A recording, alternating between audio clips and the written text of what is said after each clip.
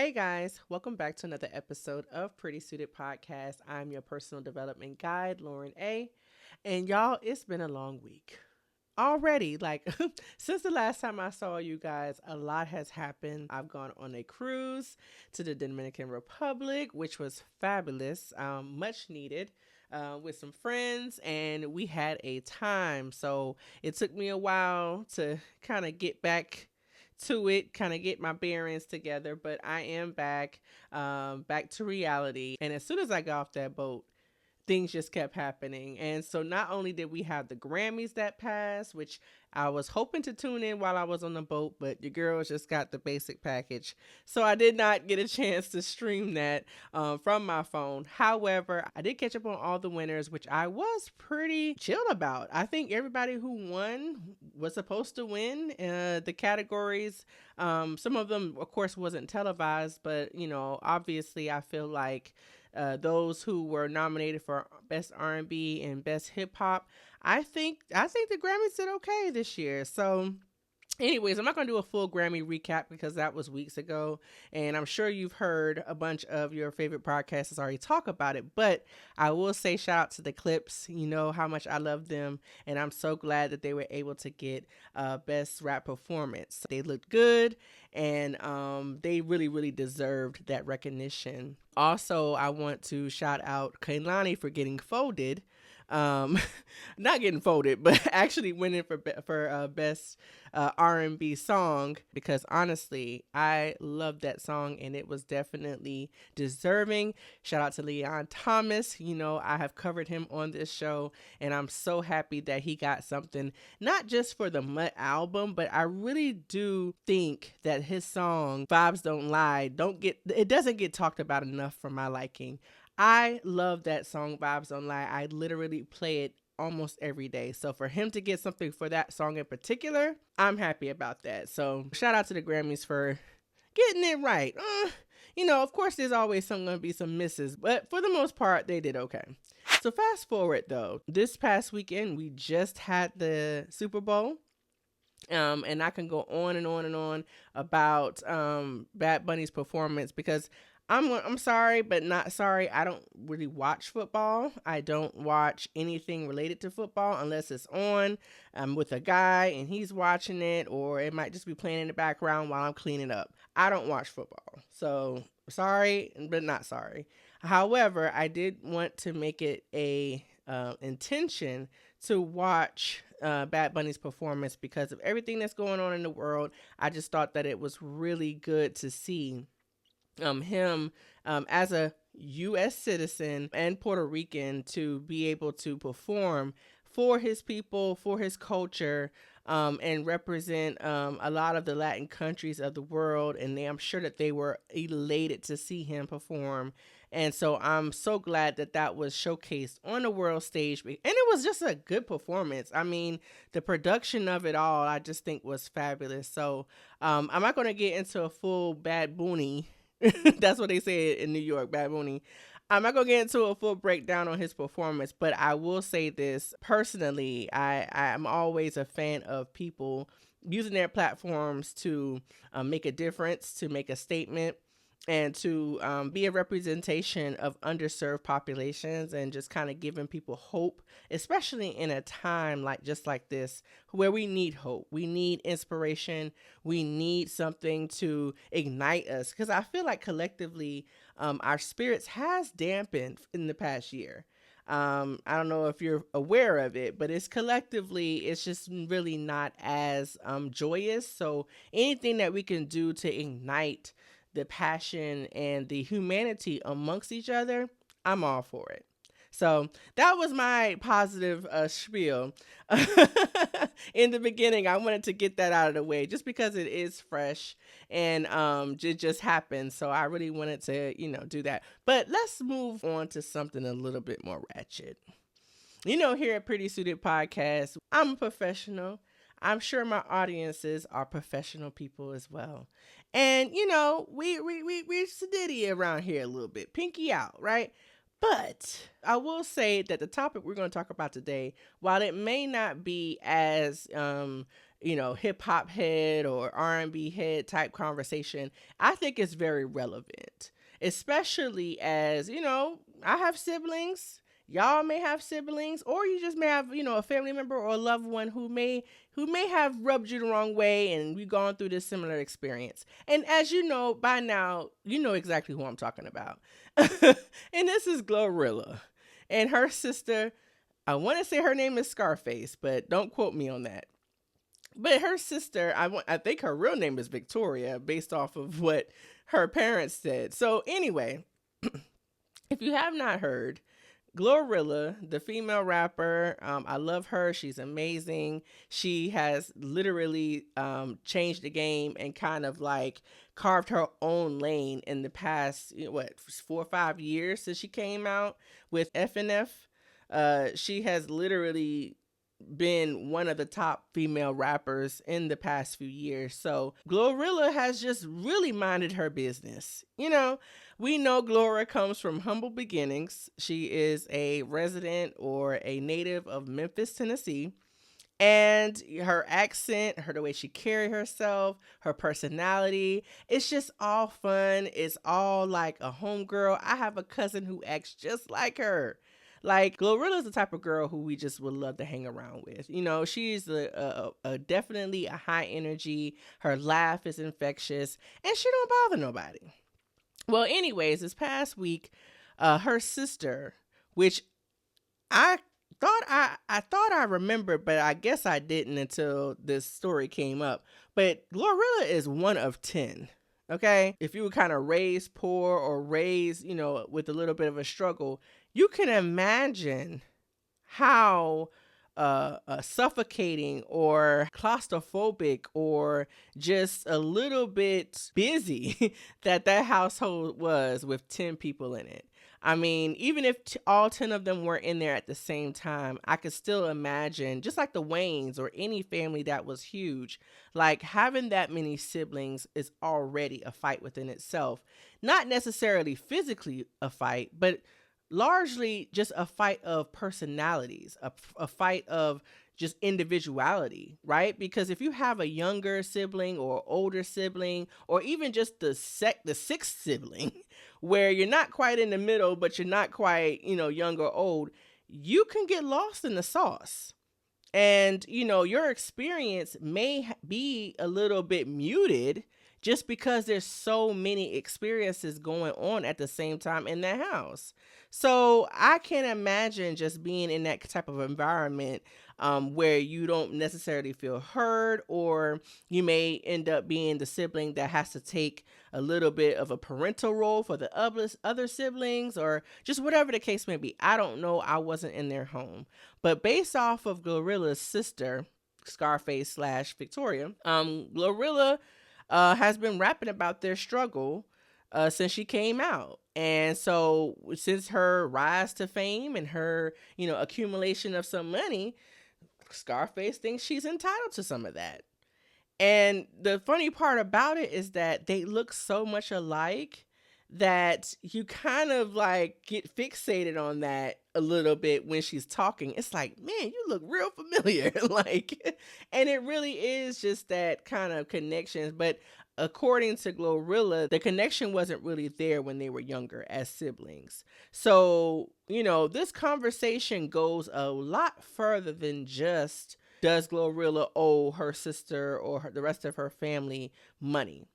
I want to talk about it in a little bit more detail just because, like I said, everybody has a loved one that they may or may not get along with. And as you may be the one to actually succeed in life, how much does that affect not only your relationship with them, but how much are they entitled to your success?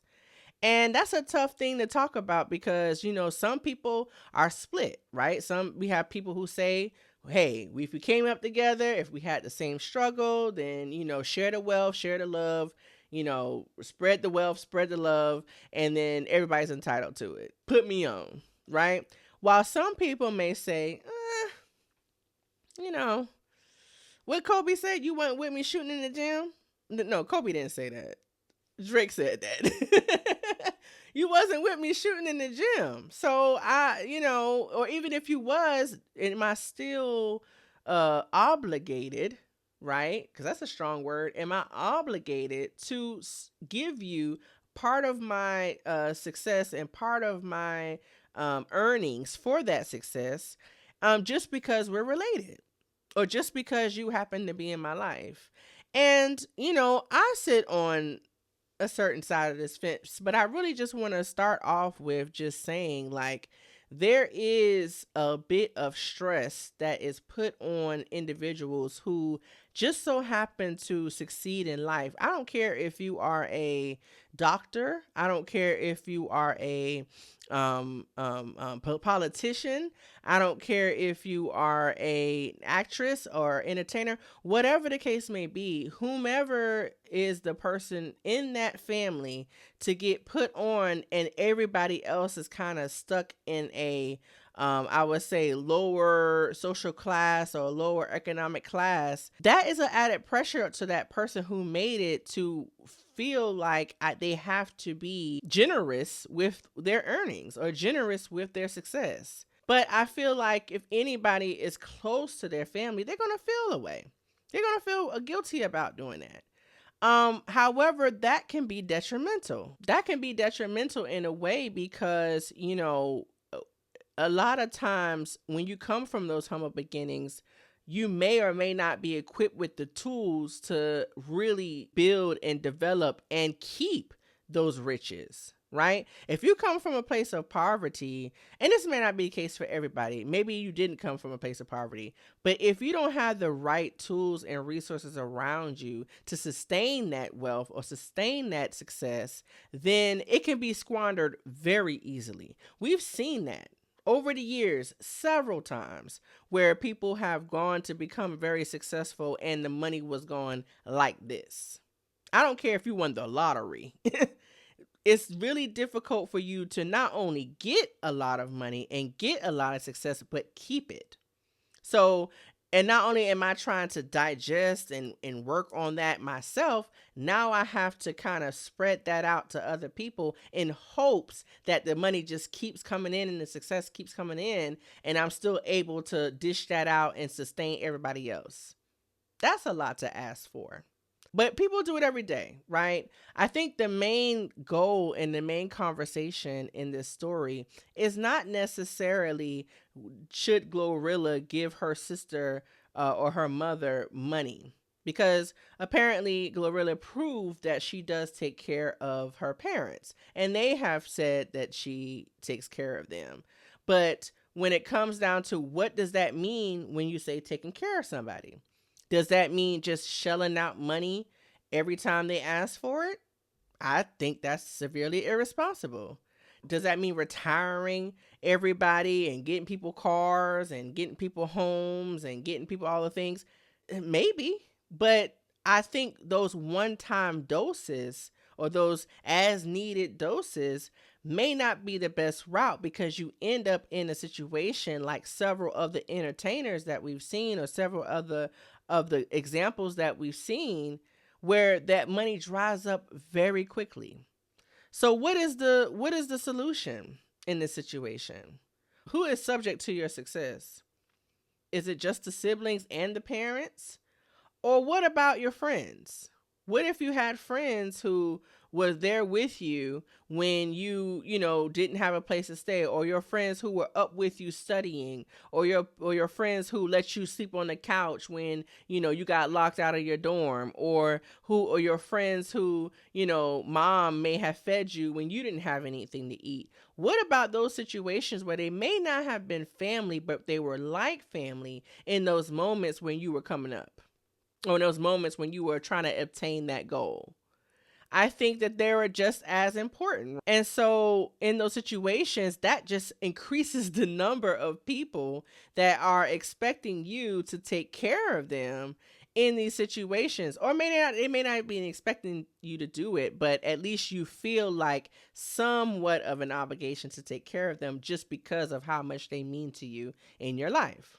I think that the phrase put me on can be very dangerous because the entitlement can turn into somewhat of a parasite, right? The parasite that just keeps taking and taking and taking and taking and never really quite pouring in. Because what you did for me in the past to get me to where I am, that was the past. That was the past when I didn't have what I needed. That was the past when I needed the encouragement, when I needed the extra support, right? But now that I am on the up, your contribution to my life might be a little bit different. So you may not be the one to feed me or the one to clothe me or the one to support me. I'm that one for you. So now what does this mean for our relationship? I think that can look differently. And I think a lot of times we've seen those people try to mitigate that parasitic type of mentality with just saying, okay, I'm not going to just give you the fish. I'm going to teach you how to fish. That may come in the form of, okay, I'll put you on to the team so that you can, maybe you do the marketing. Maybe you are my security. Maybe you are, if you have a business, then I will kind of use your business or put you onto my nonprofit or have some kind of partnership with you. That way you keep getting revenue in your business, whatever the case may be. So that way you can generate income and success for yourself based off of our affiliation. I think that can be a good compromise in a lot of situations, only if that person is willing to grow and develop on their own.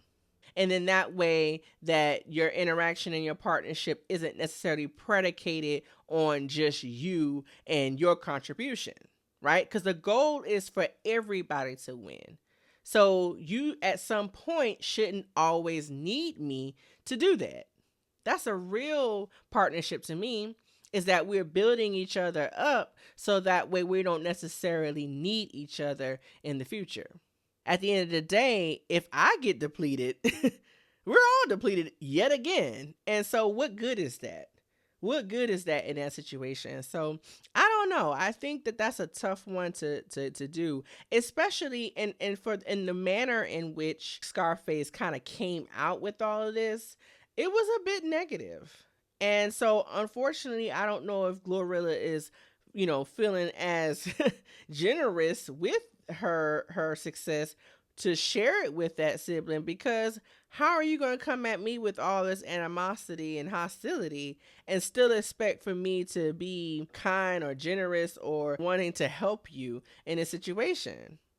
You trying to throw dirt on my name. I don't know if that's the best route to get what you want. But as we see now, as she's posting prices and menus and things like that so that she can get bookings, it's working in some capacity as people are trying to optimize this moment and gonna get her on their platforms. But how long will that live? How long will that sustain? If you don't have necessarily a gift or a product or a talent to kind of sustain that, it really would just be a blip in time. And then now you've severed the relationship with that person, with that loved one, for no reason. I hope people can really take a look around them and see, who is really for them or who is just around for the fish. Anyways, don't forget to like, share, and subscribe. And don't forget, you cannot manifest the life that you feel like you don't deserve. So create the life that you want and look to the sky for grace. Bye-bye. For all that life has in store, health, culture, and more, you are pretty suited.